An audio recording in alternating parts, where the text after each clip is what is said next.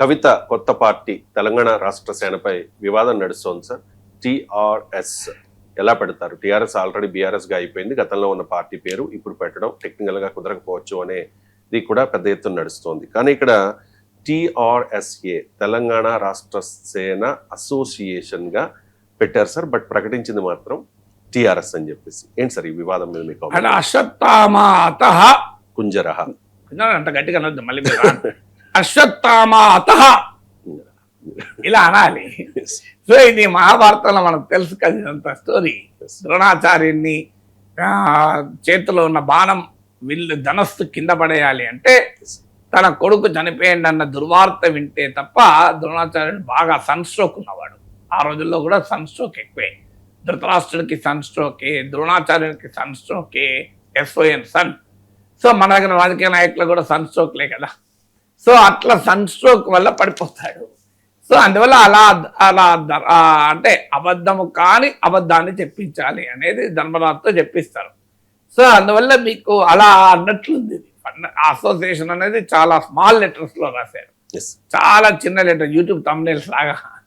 So చిన్న లెటర్లో రాశారు, టిఆర్ఎస్ అని అనౌన్స్ చేశారు.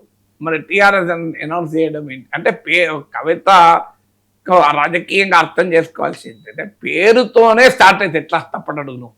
సో పార్టీ పేరు ఏదైనా అల్టిమేట్గా నువ్వు ఏం చేస్తావు అన్న దానిపైన ఆధారపడి ఉంటుంది.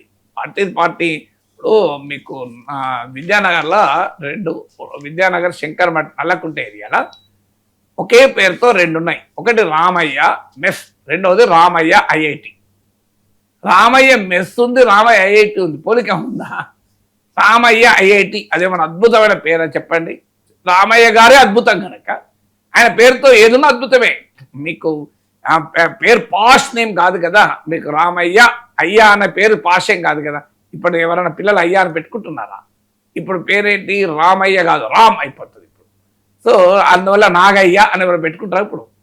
సో మీకు ఆ పాత రోజుల్లో అయ్యా అని పెట్టుకునేవాళ్ళు. అలా మీకు రామయ్య ఐఐటి అన్నది ఎంత గ్లోబల్ ఫేమస్, ఎందుకంటే రామయ్య గారే ఒక అద్భుతం. సో ఆయన అద్భుతం కనుక ఆ పేరు ఏదైనా అద్భుతమే. సో అందువల్ల మనం చేసే రామయ్య ఐఐటి కోచింగ్ ఎలా ఉంటుంది అన్న దాన్ని బట్టి జనం వెళ్ళారు తప్ప దాన్ని సిలికాన్ వ్యాలీ ఐఐటి అని పెట్టిన రామయ్య గారు పెట్టలే కదా. రామయ్య సార్ ఏం పెట్టి ఆయన పేరు మీద వచ్చింది అది పేరు. Silicon valley IIT, San Francisco IIT అని, బిగ్ టెక్ ఐఐటి అని పెట్టలే కదా.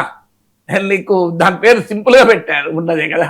సో అందువల్ల పార్టీల పేర్లతో సంబంధం లేదు. కానీ ఎందుకు మరి అంతగా టిఆర్ఎస్ అనే పేరు ఉండాలి అనే ఒక తాపత్రయం నుంచి వచ్చిన సమస్య ఇది.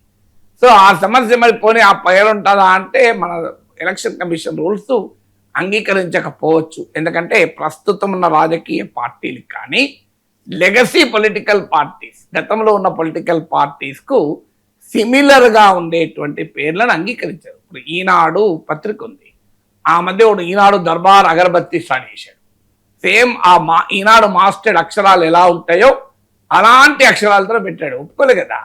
So won't accept. అది ట్రేడ్ మార్కులు ఒప్పుకోరు పొలిటికల్ పార్టీస్, మరి ఒప్పుకుంటారా? అందువల్ల బహుశా ఆ టిఆర్ఎస్ అసోసియేషన్ అని పెట్టారు. మరి అది ఒప్పుకుంటారా ఒప్పుకోరా తెలియదు. టిఆర్ఎస్ అబ్జెక్ట్ చేస్తే ఎలా ఉంటుందో తెలియదు. కానీ వార్తలు వస్తున్నాయి టిఆర్ఎస్ అబ్జెక్ట్ కూడా చేయకపోవచ్చు అని, ఏం పట్టించుకోవాల్సిన అవసరం లేదు అని. అందువల్ల మొదలు పేరులోనే గందరగోళం ఉండకూడదు ఒకటి. రెండోది వాస్తవంగా పార్టీ నుంచి బయటికి వచ్చిన అప్పుడు కూడా చెప్పాను, మొన్న ఉపన్యాసంలో కాస్త జాగ్రత్త పడ్డారు. కానీ మొదట్లో నరేటివ్ బిల్డింగే రాంగ్ నరేటివ్తో మొదలు పెట్టారు. పార్టీ ఎందుకు పెడుతున్నారు అనే క్వశ్చన్ వచ్చినప్పుడు పర్సనల్ ఫ్యామిలీ పంచాయతీలతో పార్టీ పెడుతున్నారు అనే భావన వచ్చేలా మాట్లాడారు. టార్గెట్ మొత్తం హరీష్ రావు, సంతోష్ రావు. కానీ బీఆర్ నాయకత్వం వహిస్తున్న ఎవరు? కేసీఆర్, కేటీఆర్. హరీష్ రావునే టీఆర్ఎస్లో ఒక బాధితులాగా చూస్తారు. సో అలాంటిది హరీష్ రావును టార్గెట్ చేసి, సంతోష్ రావును టార్గెట్ చేసి చెత్త రాజకీయంగా ఏ రకంగా లబ్ధి పొందుతారు? సో అందువల్ల నరేటివ్ బిల్డింగ్లోనే నేను ఒక పబ్లిక్ ఇష్యూ పైన టీఆర్ఎస్తో డిఫర్ అయి ప్రజా సమస్య పైన నేను బయటికి వచ్చాను అనే పొలిటికల్ నరేటివ్ కాకుండా ఇదేదో పర్సనల్ ఫ్యామిలీ పంచాయతీతో బయటికి వచ్చాను అనే నరేటివ్తో బయటకు వచ్చాను. సో సో అప్పుడు ఆమె చేసిన రెండో మిస్టేక్, దాన్ని కాస్త ఈ ఉపన్యాసంలో సరి చేసుకునేటువంటి ప్రయత్నం చేశారు కొంత. కానీ బట్ ద స్టార్టింగ్ ఎత్తుకోవడమే నువ్వు రాంగ్ ఎత్తుకుంటే అది అదొక తప్పుడు మీనింగ్ కూడా వచ్చేస్తుంది కదా. అందువల్ల కవిత అర్థం చేసుకోవాల్సింది ఏంటంటే రాజకీయాల్లో ఒక చిన్న తప్పు కూడా చాలా పెద్ద డ్యామేజ్ ఉంటుంది.